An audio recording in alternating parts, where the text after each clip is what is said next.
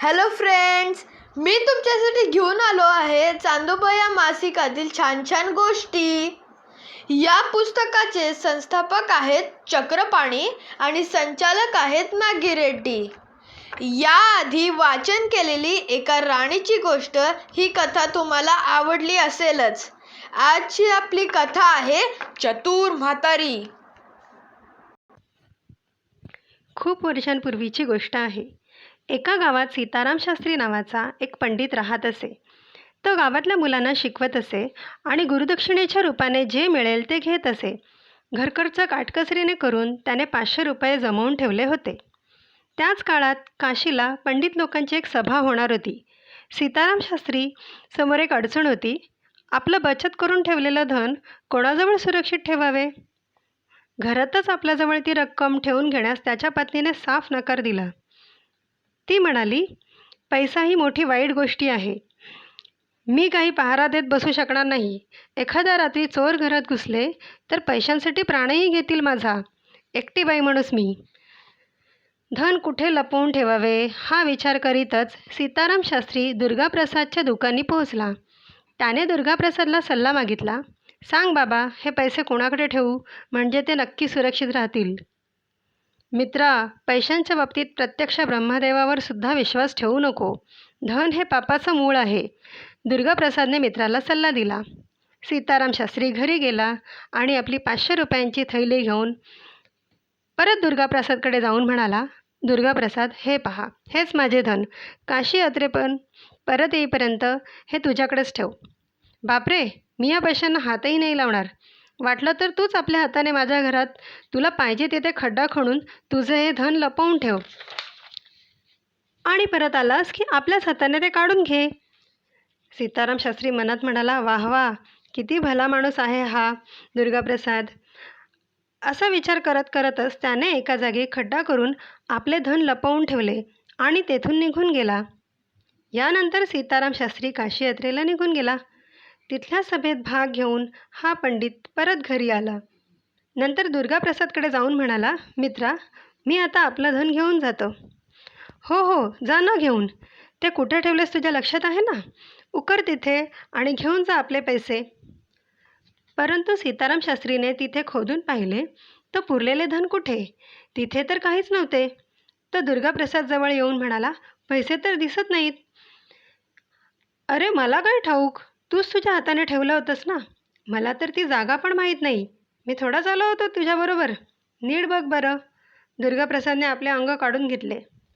सीताराम शास्त्रीने ओळखले की आपली फसवणूक झाली आहे. बिचारा उदास होऊन घरी परतला. वाटेतच त्याला गौरीदेवी नावाची एक म्हातारी भेटली. तिने त्याचा उतरलेला चेहरा पाहून विचारले, केव्हा परत आलास बाबा काशी यात्रेहून? आणि चेहरा का असा दिसतोय तुझा?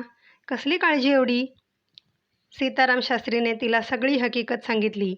यावर म्हातारी जरा विचारात पडली आणि नंतर म्हणाली, तुझं सगळं धन मी दुर्गाप्रसादकडून परत मिळवून देते. काळजी नको करूस. फक्त मी सांगते तसं कर म्हणजे झालं. असे म्हणून गौरीदेवींनी आपला उपाय त्याला नीट समजावून सांगितला. तिच्या म्हणण्याप्रमाणे सगळं करायला पंडित लगेच तयार झाला. यानंतर थोड्या वेळाने म्हातारी 2000 रुपये किमतीचे दागिने घेऊन दुर्गाप्रसादकडे गेली. ती त्याला म्हणाली, दुर्गाप्रसाद, माझा मुलगा 10 वर्षांपूर्वी काशीला शिकायला म्हणून गेला. तुला माहितीच आहे. पण अलीकडे त्याचा काही पत्ता नाही. मी तर आता म्हातारी झाले. माझा काय नेम आता? तेव्हा आत्ताच हिंडती फिरती आहे, तवर काशीला जाऊन मुलाला शोधावं असं माझ्या मनात आलं आहे. मी तशी एकटीच आहे. माझ्याजवळ हे 2000चे दागिने आहेत. ते कशाला बरोबर घेऊन जाऊ? उगाच चोराचिलटांचं भय. सीताराम शास्त्री मागे एकदा म्हणाला होता की तू अगदी धर्मात्मा आहेस. त्याने आपलं धन काशी यात्रेला जाताना तुझ्या घरात गाडून ठेवलं आहे, हो ना? तो म्हणत होता की दुसऱ्याचं धन तुला माती समान आहे. तेव्हा हे बघ, मी परत येईपर्यंत माझेही दागिने तुझ्याकडेच ठेव ना. म्हातारीचे बोलणे ऐकून दुर्गाप्रसादला वाटलं आपलं नशीब तर चांगलंच उघडलं आहे. त्याला असंही वाटलं सीताराम शास्त्री परत आल्याचे हिला नक्की माहीत नसावे. तेव्हा तो म्हातारीला म्हणाला, आजीबाई, तुम्ही तुमच्या हातानेच तुम्हाला हवं तिथे पैसे काढून ठेवा. नेमका याच वेळी सीताराम शास्त्री पुन्हा तिथे आला आणि म्हणू लागला, अरे दुर्गाप्रसाद, मी धन काढून ठेवलं त्या जागेबद्दल माझा गैरसमज झाला असावा असं वाटतंय. बरोबर जागा आत्ता माझ्या लक्षात आली. मी तिथं खोदून बघू का? हे ऐकून दुर्गाप्रसादच्या पोटात गोळा उठला. सीताराम शास्त्रीचे 500 रुपये गेल्याचे कळलं तर ही म्हातारी 2,000चे दागिने काही आपल्याकडे ठेवणार नाही. म्हणून तो सीताराम शास्त्रीकडे वळून एकदम म्हणाला, अरे हो, तू सकाळी गेल्यावर माझ्या पण मनात तसंच आलं. म्हणून मीही दुसरीकडे खोदून बघितले, तेव्हा तुझी ही थैली जशीच्या तशी मिळाली. ही बघ. असं म्हणत त्याने कपाटातून पैशांची थैली काढून सीताराम शास्त्रीला दिली. हे सर्व पाहत असलेल्या म्हातारीने सीताराम शास्त्रीला म्हटले, अरे सीतारामा, तू केव्हा परत आलास काशीहून? माझा मुलगा तुला भेटला का रे तिथे? हो, आज सकाळीच आलो आजी.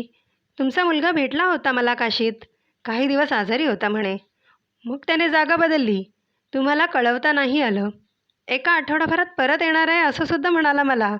मी येणारच होतो तुम्हाला सांगायला. बरं झालं इथेच भेटलात. सीताराम शास्त्रीने गौरीदेवीला सविस्तर माहिती दिली. बरं झालं बाबा, माझी उगाच फरफट वाचली. उपकार झाले बाबा माझ्यावर तुझे. आता कशाला जाऊ मी काशीला? चल सीतारामा माझ्याबरोबर. काहीतरी चांगलं चुंगलं करून खायला घालते तुला. असं म्हणत सीताराम शास्त्रीसह म्हातारी तिथून चालू लागली. दुर्गाप्रसाद आवासून पाहतच राहिला.